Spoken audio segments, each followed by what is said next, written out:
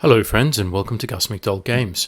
My name is Nick McDoll and today we are continuing the NATO campaign in Naval War Arctic Circle with the 4th tutorial mission Sitting Ducks, in which we will cover some additional features of Naval War Arctic Circle, such as ground-based air defense, submarine-launched torpedoes, ship-launched missiles against land targets, air-launched missiles against surface targets, waypoints, visual identifications, and helicopter-launched torpedoes against subsurface targets. Naval War Arctic Circle is based on a hypothetical Great Arctic War set in 2030 and largely fought, as the name suggests, in the North Atlantic, Arctic, Baltic and the North Sea. So in this tutorial, 4 Sitting Ducks is an open tutorial scenario where you can hunt for subs and defenceless surface ships. In the description, it's a freeform tutorial where you can test different weapon systems and tactics. There are 4 different enemy unarmed surface ships you can locate and engage. And we'll start the game. As you can see in the description, the helicopter will automatically launch and detect the enemy sub. Killing this submarine ends the tutorial. So our objectives are to sink the enemy sub for victory. Now, this is an interesting tutorial because it doesn't actually really teach you anything, but we've decided to use this as a bit of a test bed. So as the scenario begins, there are a lot of air surface detections, as you can see both on the left hand side and on the map. And it's not really clear why these are here, because mostly they involve ships and aircraft getting shot down. But what we'll do, this is an Su-35 flanker, and what we will do is look at the airport and the look at the ground-based air defense. So this is an RBS-23 surface-to-air missile battery, and as you can see, it's got 3 launchers that are launching here against the Su-35. And this is what ground-based air defense looks like. You simply select the weapon system, you right-click on the aircraft, or alternatively they will launch automatically on inbound air targets. And there's our RBS-23 surface-to-air missile that's closing in on the Su-35. And you can just see the Su-35 just over the horizon, and there we go, that's a hit.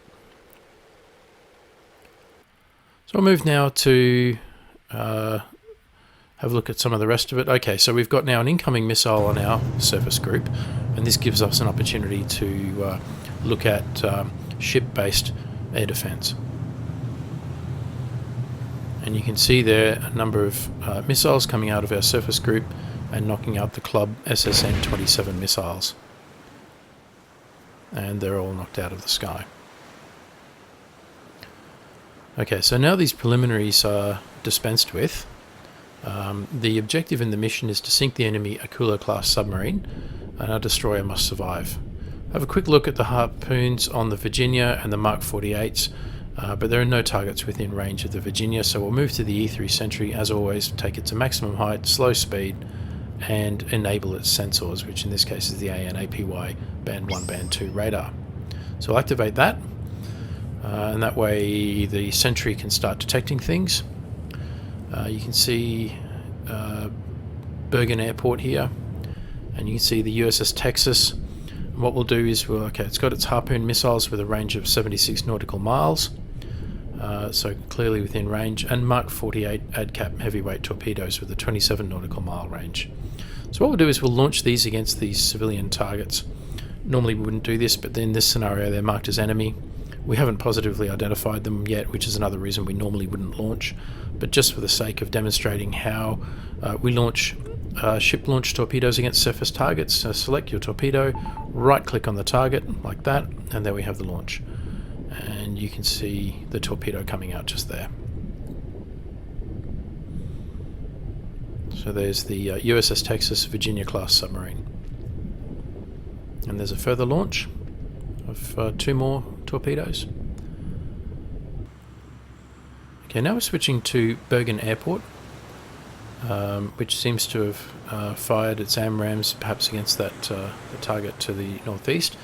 But this airport has a range of aircraft. We'll look at the F-22 Raptor, but it's got a range of other aircraft as well. So it's got air superiority, naval strike, air superiority long range, land attack with JDAMs. You can see in that profile, it's land attack with non-stealth, using the JDAM weapon again. Other profiles include land attack with the smart bombs. Yep, and there we go. It's also, so we've got 4 F-22s. We've also got F-35 Lightning in air superiority. They've got air superiority short range, air superiority long range with AMRAAMs. We've got naval strike with sidewinders and AMRAAMs, and Kongsberg JSMs. We've got short range naval strike profiles. We have strike profiles with the HARM anti-radiation missiles against radars, and again in short range. Let's have a look at this SU-35 though, because whoop, there he goes. He's shot down, all the way down. Again, not clear what this was doing in the scenario, but going back to the where were we? The F-35 Lightnings, and looking at their profiles, so they've got the HARM anti-radiation. You also have strikes with the JSOW, strike short range with the JSOW, JDAM strikes, JDAM short range strikes. We have the Eurofighter Typhoon in an air superiority profile, air superiority long range with the sidewinders, air superiority short range with the AMRAAMs, naval strike with the Kongsberg JSM.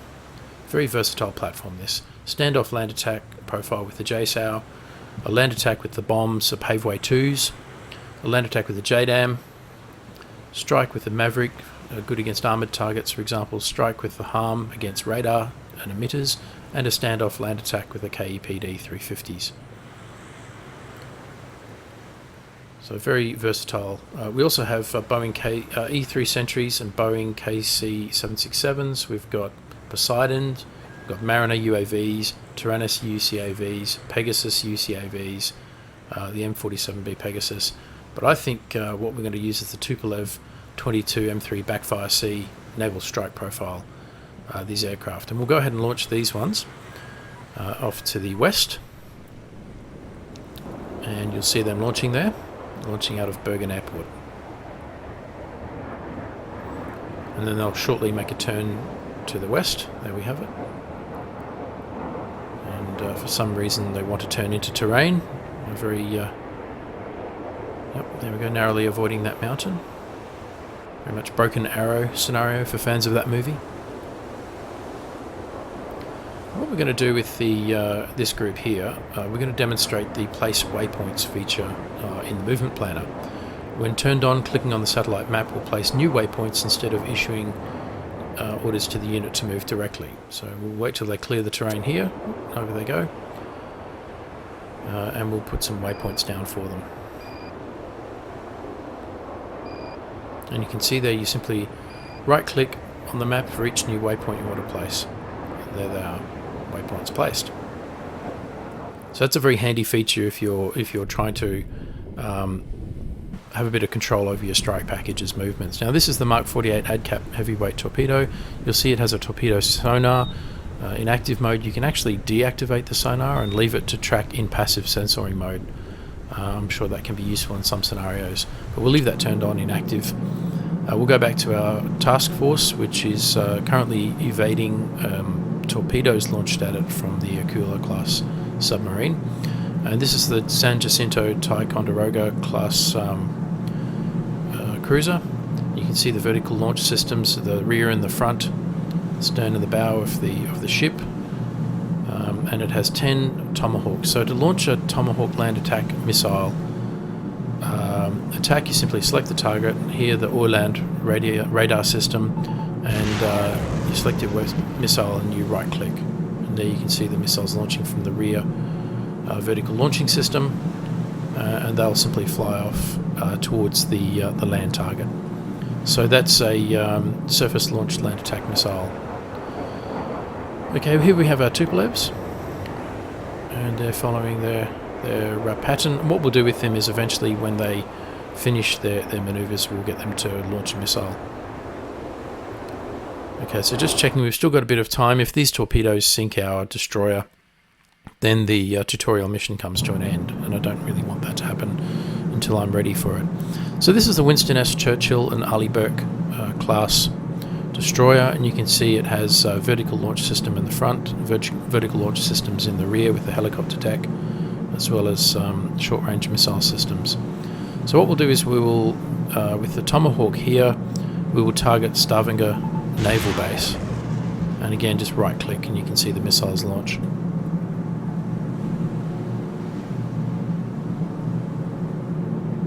Okay, so this is the Winston S. Churchill destroyer.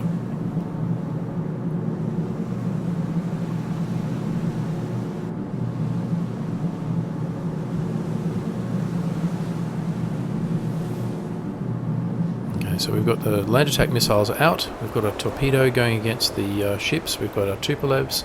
We'll increase their speed, they're going a little bit slower than I would have liked, but still they're going 920 kilometers per hour, which is fairly decent. So at this point we haven't actually detected those, or identified those ships, we've detected them. So we've got two F-22 air superiority fighters, and we'll do what we probably should have done before we launched the torpedoes and launch these to conduct a positive identification. And there they go from the Bergen airport.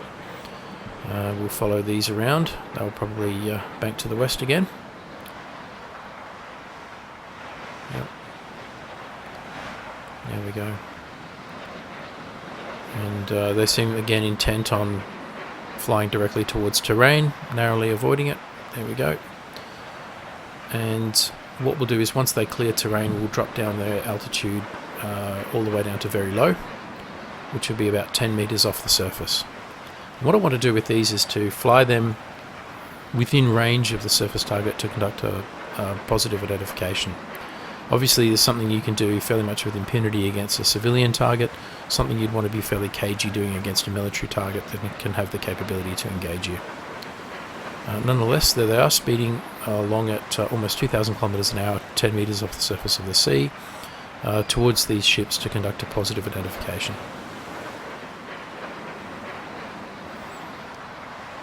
And what we'll do once we've done that, you can see the Tupolevs, they're about to merge with the Tupolevs to the right, and there they go.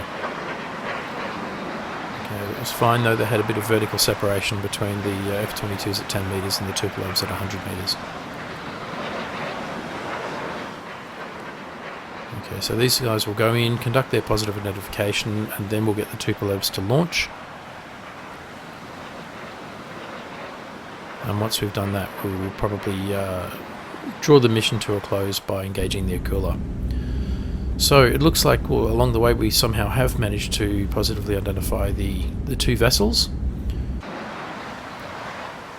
But we're going to do a visual identification, a VID.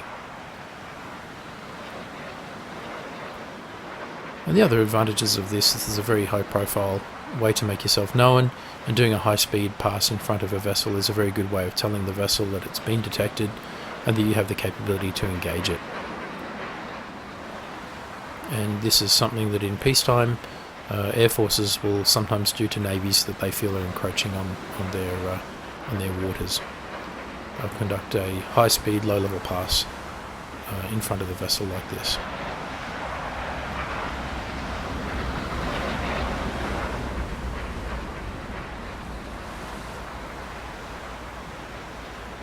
Okay, so visual identification achieved. We'll increase their altitude, send them on a return to base heading, and they will again cut across the bow of these vessels, now at a slightly higher altitude, very visible from the bridges of these two ships.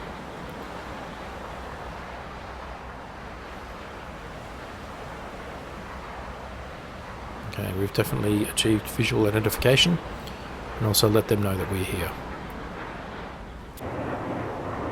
So we'll leave the F-22s behind, go back to the Tupolev bombers, and you can see they're coming up for their final turn, their final waypoint, so we'll just follow them a little bit, and once they've turned into their waypoint, we'll then launch missiles at the target ships there. And we'll demonstrate how to do air-launched missiles against surface targets.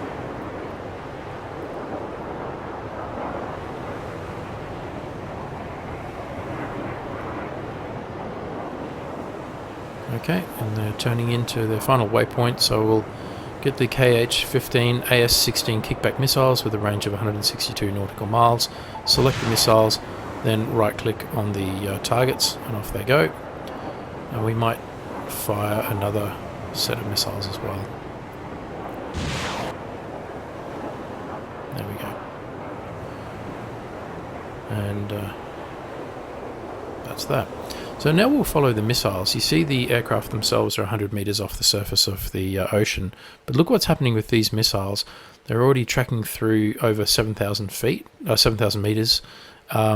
They're traveling at over 1,000 kilometers an hour, and you can just see, relative to the missiles, slightly to their front and left and down, you can see the target ships there. So these missiles are now at 10,500 meters off the surface. You can see, there we go, the target ship's slightly off the right front of the missile there.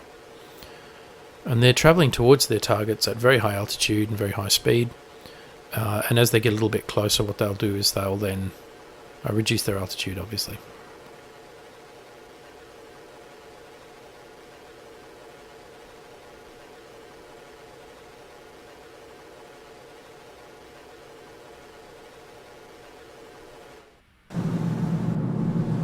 Okay, we'll move now to our task force and just check up on them. Yep, that torpedo contact is not an imminent threat, which is good.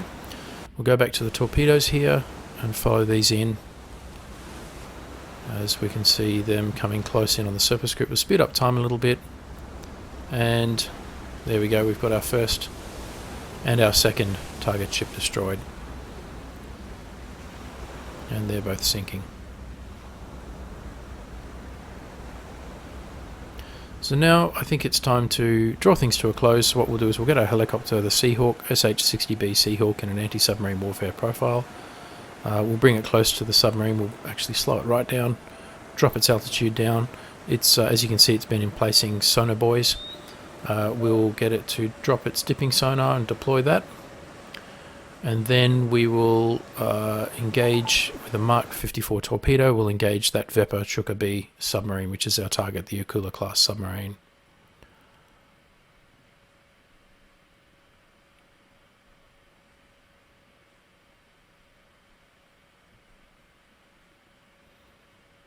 Okay. And the torpedo does not seem to have worked. I'm not quite sure what happened to that. But the submarine's been detected by the torpedo and by sonar buoys, so we'll re-engage with another Mark 54 torpedo. And yep, there we go. So in the fourth tutorial in Naval War Arctic Circle, we've covered ground-based air defense, submarine-launched torpedoes, ship-launched missiles against land targets. There we go, we've destroyed the Yakula class. We've covered air-launched missiles against surface targets, waypoints, visual identifications, and as we've just seen, helicopter-launched torpedoes against subsurface targets. This brings our fourth tutorial mission to a close. In our next tutorial, we'll cover radar, then sonar, and then start the 12 missions in the NATO campaign. As always, thanks for watching. For more Naval War Arctic Circle content, check out the Jersey Blockade and NATO campaign playlists on our channel. If you enjoyed this video, don't forget to like, comment, subscribe, and donate. And stay tuned for the next episode.